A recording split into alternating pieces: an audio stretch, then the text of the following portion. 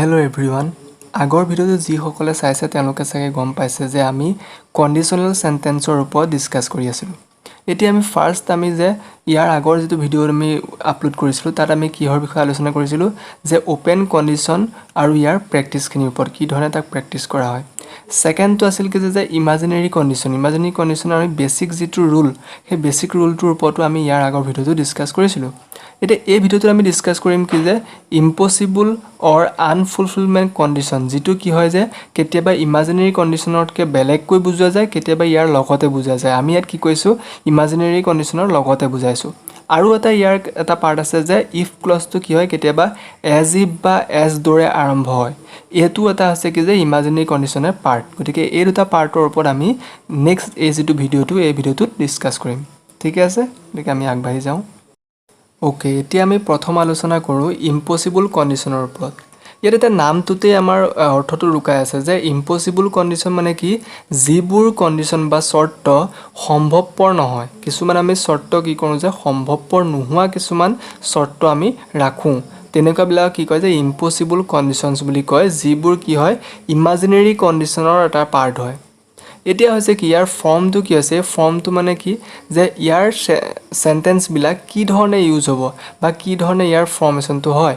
এতিয়া কি আছে যে ইফ পঢ়িব প্ৰথমতে ইফ বহাৰ পিছত কি হ'ব তাৰ যেটো পিছৰ যেটো ক্লজটো এটো কি পাষ্ট পাৰফেক্ট টেন্সত যদি থাকে গম পাইছানে যদি পাষ্ট পাৰফেক্ট টেন্সত থাকে তাৰ পিছৰ যেটো ক্লজটো এটো কি হ'ব সাবজেক্টৰ পিছত কি বহিব উড বহিব তাৰ পিছত হ্যাভ বহিব তাৰ পিছত কি হয় যে মেইন ভাৰ্বৰ পাষ্ট পাৰ্টিসিপল বহে।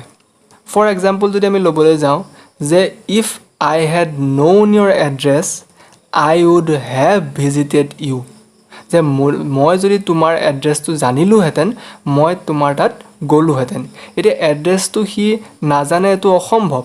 এতিয়া ইয়াত চোৱা I had known your address এটো কি হল আছে past perfect tense আছে। গতিকে কি আছে পিছৰ যেটো ক্লজটো তাৰ সাবজেক্টটো কি আছে I পিছত কি বহিছে would তাৰ পিছত কি বহিছে have তাৰ পিছত কি বহিছে মেইন ভাৰ্বৰ থাৰ্ড ফৰ্ম মানে past participle বহিছে।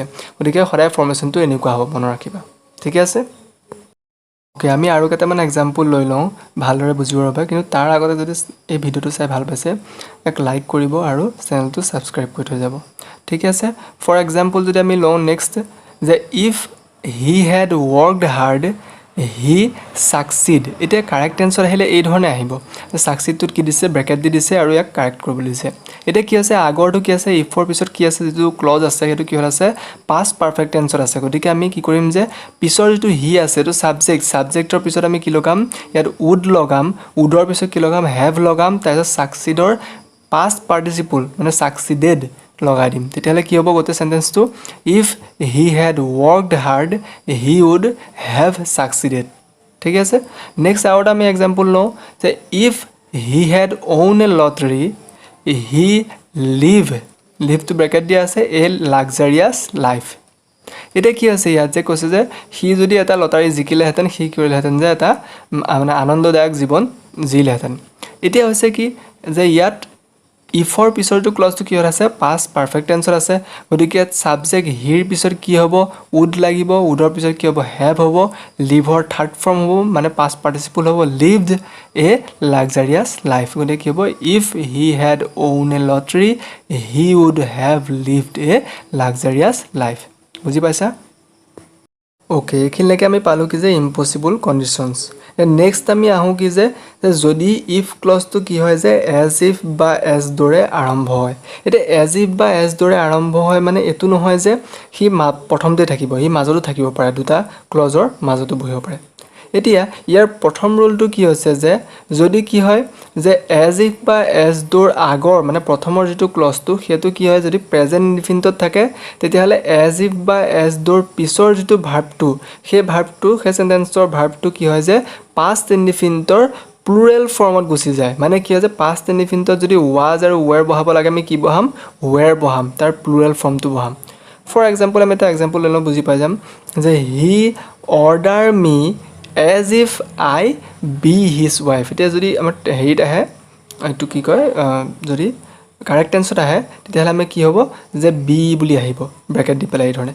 তেতিয়াহলে কি হ'ব যে ইয়াত প্ৰথমটো কি আছে হি অৰ্ডাৰ মি এটো কি আছে প্ৰেজেন্ট ইনডিফিনিটত আছে গতিকে মাজত কি বহিছে এজ ইফ বহিছে গতিকে পিছৰ যেটো ভাৰ্বটো মানে বি টো কি গুছি যাব whereত গুছি যাব মানে কি was বা were কি past tenseৰ প্লুৰাল ফৰ্ম বহিব গতিকে কি হ'ব was নবহে ইয়াৰ কি বহিব were বহিব আমি কি লিখিম he ordered me as if I were his wife ঠিক আছে এতিয়া as if বা as দৰে যেটো সেকেন্ড ৰুল কে সেকেন্ড ৰুলটো হৈছে কি যে as if বা as দৰ যেটো আগৰ ক্লজটো মানে প্ৰথমৰ যেটো ক্লজটো সেই ক্লজটো যদি past indefinite থাকে as if বা as দৰ পিছৰ যেটো ক্লজটো তাৰ মেইন ভাৰ্ব বা ভাৰ্বটো কি লৈ গুছি যাব past perfect tenseত গুছি যাব ফৰ এক্সাম্পল যদি আমি কেটামান এক্সাম্পল ন বুজি পাম যে he ordered আগতে কি আছিল অৰ্ডাৰ আছিল মানে প্ৰেজেন্ট ইনডিফিনিট আছিল এতিয়া কি হ'ল যে past indefinite লৈ গুছি গল he ordered as if I be his wife এতিয়া কি হয় যে কারেক্ট টেন্স যদি এনেকে আমি কি কৰিম যে আগৰটো কি আছে as if or যে past indefinite আছে গতিকে ইয়াৰ যেটো ভাৰ্বটো পিছৰ ভাৰ্বটো কি হৈ যাব past perfect tense গুছি যাব গতিকে কি লিখিম যে he ordered as if I had been be টো কি হৈছে been হৈ গৈছে his wife ঠিক আছে নেক্সট আউট এক্সাম্পল নো যে she talked as though বা as if যে থাকক একো নাই she know এটা কি লিখিম আমি যে আগৰটো কি আছে past indefinite আছে গতিকে know টো ভাৰ্বটো কি হৈ যাব past perfect গুছি যাব তেতিয়ালে কি হ'ব she talked as though she had known everything ঠিক আছে